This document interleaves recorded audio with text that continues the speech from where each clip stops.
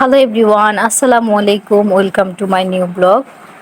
আজকে সকালে নাস্তার পানি ঠিকঠাক করে কাজে লেগে পড়েছি। দুপুরে রান্না করতেছিলাম, তো আমি পটলটা ভালো করে আমার শাশুড়ি কেটে দিছে, মানে আঁচড়া আঁচড়া এই ভাজিটা ভাল লাগে।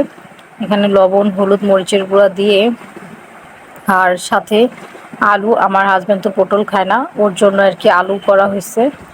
তো আলু পটল এগুলো ভাজলাম, ভেজে এখন রেখে দিচ্ছিলাম। এখন একটু আমড়া খাচ্ছিলাম। আমার কাঁচা আমড়া অনেক ভাল লাগে, আমার শাশুড়ি কেটে রাখছে, তো আমি আমড়া খাচ্ছিলাম আর ঘোরাঘুরি করতেছিলাম। আর এই ভর্তাটা আমার শাশুড়ি করতেছে। এটা আপনার লাউয়ের বিচি আর লাউয়ের চোচা। এটা ফার্স্টে আর কি ভেজে টেজে নিচ্ছে, আর এখন রসুন বেশি করে, পেঁয়াজ আর শুকনো ঝাল ভেজে এখন এর সাথে আর কি বাটতেছিল। তো আজকে দুপুরে কি কি রান্না করছি, ভেন্ডি ভাজি করছি, সাথে যে পটল আলু ভাজি করছে, আর এখানে ইলিশ মাছের কাটাকুটা দিয়ে বানানো হয়েছে কি বলে কচুরমুখী। আর এখানে আমার হাজব্যান্ড বৈশা বৈশা দেখেন কি করতেছে, আর গেম খেলতেছে আর নিজে নিজে হাসাহাসি করতেছে। আমি তো ওরে এসে একটু একটু জ্বালায় যাচ্ছে, আর মাঝে মাঝে একটু আমরা খাচ্ছিলাম আর ভিডিও করতেছি টুকিটাকি। ও কিছুতে হয় না, ও খালি গেম খেলবে আর গেম খেলবে। তো আমি তো ওরে ভালোই জ্বালাচ্ছিলাম। আর এই যে আমি এখন যাচ্ছিলাম, আর অনেক দিন পর আমাদের বাসায় মিনা আসছে। মিনারকে বলছি শুক্র শনি আসবে না আসবে না, আর যখন আসে বেশ ভালোই থাকে, কাজকাম করে, আর যখন বাসায় চলে যায় ওরে আর চেনা যায় না। আর এখন মাছ ভাজতেছে, ইলিশ মাছ। আমার দাদি শাশুড়ি খাবার আগে আগে দিয়ে দিবে, সে আগে আগে খেয়ে নেয়। তো আমার শাশুড়ি এই ভর্তাটা বাটতেছে। এই ভর্তা কিন্তু অনেক মজা লাগে, আপনার বাসায় ট্রাই করে দেখতে পারেন। এইখানে আপনার বিচি আর লাউয়ের চোচা একসাথে ভালো করে আর কি কালো জিরা দিয়ে তেলে ভাজছে সিদ্ধ করে। আর এখানে ভাত হয়ে গেছে, ভাত আজকে চুলায় রান্না করছে, রাইস কুকারে করেনি। আর দিদার খাবার টাবার মামনি রেডি করে দিচ্ছে, এই যে ইলিশ মাছের মাথা আর কিছু ছোট ছোট মাছ দিয়ে আর কচুরমুখী করছে। আর এইটা ভেন্ডি ভাজি আর ভর্তা, এখানে ইলিশ মাছ ভাজা, পটল ভাজা আর আলু আর ভাত। আমি আমার দাদি শাশুড়ি খাবারটা দিয়ে দিচ্ছি, কারণ দিদা তাড়াতাড়ি খেয়ে নেয়।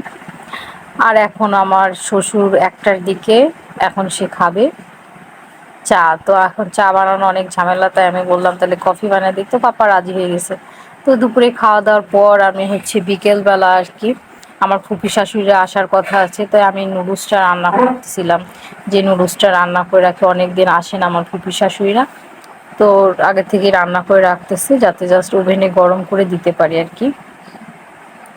তা আমি নুডলসটা ভালো করে সিদ্ধ করতেছিলাম। এই নুডলসটা সিদ্ধ করাটা অনেক ঝামেলা আমার কাছে লাগে, কারণ আমি ভালো করে নুডলসটা সিদ্ধ করতে পারি না। এই নুডলসটা সিদ্ধ করে তারপর ঝাড়া দিয়েছি, ঝাড়া দিয়ে এখন আমি প্যান দিয়ে দিচ্ছি। তো এখন আমি নুডলসটা রান্না করব ভালো করে, মানে গরম হওয়ার পরে তেল দিয়ে দিলাম, একটু বেশি করে দিলাম। আর আমার ফুফি শাশুড়িরা কিন্তু অনেকদিন আসে না, তাদের জন্য আর কি আমি নুডলসটা করতেছি, যে আসলে তাইলে তখন গল্প টল্প করতে পারবো, ওই জন্য আর কি দুপুরে খাওয়া দাওয়ার পরে আর কি নুডলসটা রান্না করে ফেললাম, যাতে আসলে গল্প করতে পারি।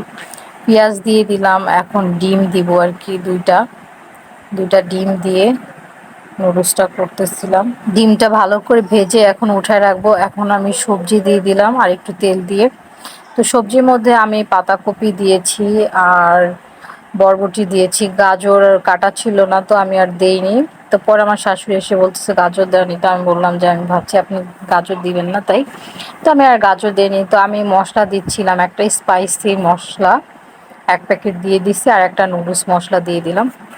তো আমি সবজিগুলো একটু কমই হয়ে গেছে, নুডলসটা আজকে একটু বেশি করা হচ্ছে রান্না।